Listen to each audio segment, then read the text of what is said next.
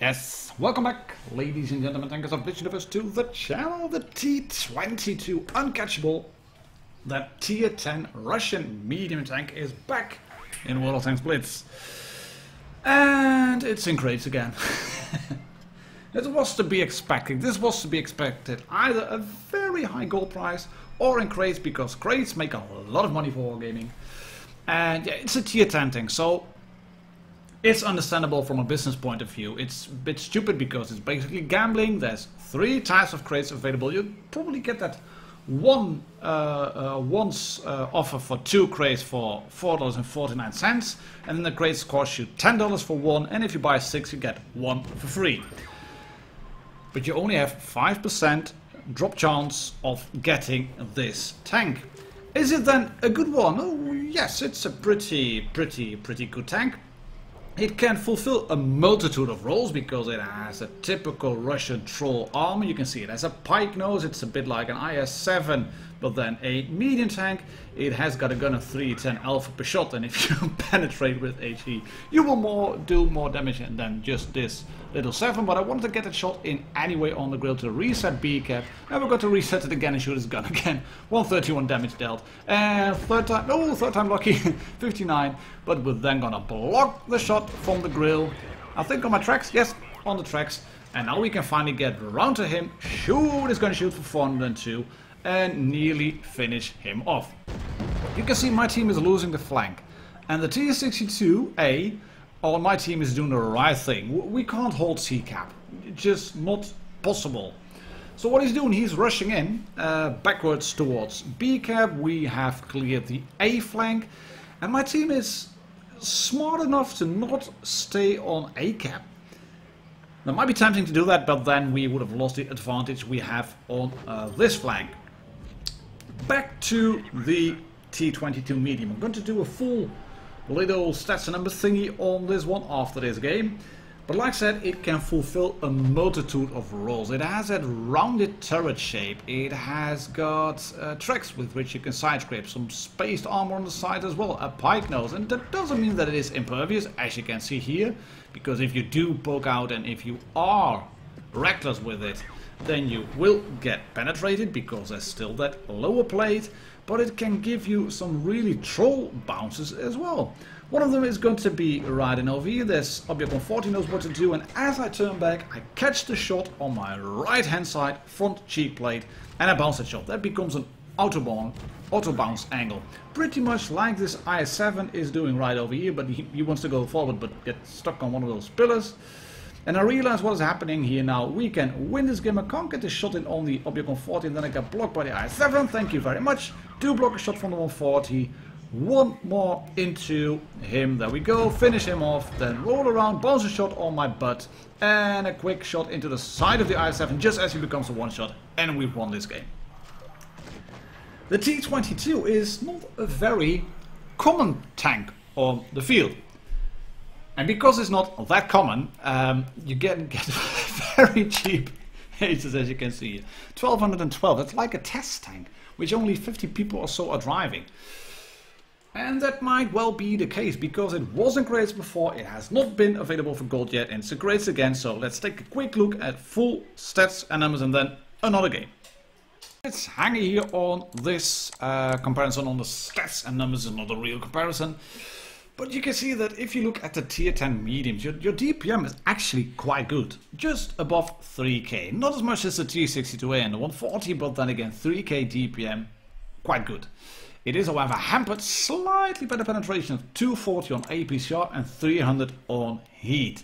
And 300 on heat, it says it says you have the top penetration. That's not quite true. The MX-30B's got a heat shell. Those are 325. This tank does not rely on the penetration. It does rely on the rate of fire, the DPM that it has, and above all, the armor. Because of this. Look at that. This is your armor profile. You've got space armor on the sides. You've got that pike nose, which is only 100 mils thick, but like this, look at that, 280. You have this lower plate, only 100 millimeters thick as well, but 234. And if you do it like this, 345, etc., you have the sides of the hull as well, which is only 80 mils thick, nominal, but effectively, because these sides are angled down. Look at that. And you have the tracks on it as well. And the turret front, yeah, that is something to really get held down. Look at this. It's a freaking fortress. And that's what I meant with performing a multitude of roles. It is basically a heavy tank disguised as a medium. And the concealment factors, because it's such a low tank, that's fairly good as well. It's not the quickest one because it's a bit heavy, it doesn't have brilliant traverse speed, but it doesn't quite bleed, it doesn't traverse that quick on hard terrain, but don't be fooled by it. On soft terrain, it can go around fairly comfortably. So, all in all, a very versatile and good medium tank at tier 10. But I got a bit of a problem in recommending this one. I mean, it's great, and there might be people who show it on the Facebook page and say, "Whoa, look at this! I got this tank on the first crate I bought. Thank you, Wargaming." Yes, but that's just plain luck. For every 100 players that buy a crate, 95 don't get the tank, 5 of them will. It's a 5% drop chance, and don't get fooled by some people who say, well, then you just have to buy 20 crates because 5 times 20 equals up to 100, and 100% means I'll get the tank guaranteed. It doesn't work like that. 5% chance means 5% chance regardless of how many crates you will buy. It doesn't work like that. People do say that from time to time, but it's just stupid. In the meantime, we are looking at Perfect Cell over here, who is capturing C together with the Object 140, and can he get behind the rocky edge just in time for that Object 263 to not shoot him? And he said it before, this is a fast-paced game, so let's buckle up and go! One shot into the back of the 263. Do not shoot the E50 because the 263 has his back towards you, track him in place, and then he gets blown up. There is boom by the T-124. Track the E50 in place again. Roll around, the 140 is nearly dead. There we go, there we go. Yes, he gets shot with HE by the grill. Why you would want to shoot HE at a tank like the T-22 is beyond me, because the tank can bounce like no tomorrow with water space armor, and HE would never go through. But yeah, it's a grill. This was really optimistic, but it misses. And you can see that Perfect Cell is just dropping the hammer here. He gets a shot in on the 50 beyond the move. There we go, no problems whatsoever. Then straight on towards the grill, reload the gun and kill the grill. And then on towards the Object 268. They have won one of their flanks, the C cap flank. They've captured B as well. Shoot the 268.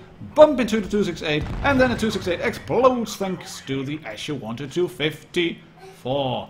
Lovely stuff, lovely stuff. The 122 54 was camping, as you can see, right in between spawn 1 and 2.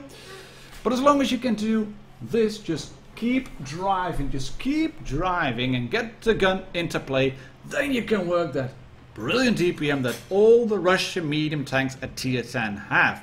Gonna shoot the E100 and miss, full bloom, doesn't matter, it's a Russian tank and it's a premium one, so you will hit a lot of your shots, and that one goes in straight through the engine deck and then not get rammed by the E100, pop in on the back of the Chieftain Mark 6, ram him a little bit, and then the 57 Heavy blows him up, and there he goes straight into the E100. Shoot that one again in the back, no problem whatsoever, no questions asked, and the game's won.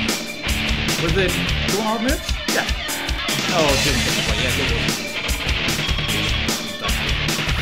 Anyways, this is the video for the T-22 medium uncatchable, and I think it quite lives up to its name because it is 5% catchable and 95% uncatchable. My name is martindoggerwotb. I hope you liked this video. Cheers, happy tanking, and that's all. Bye bye.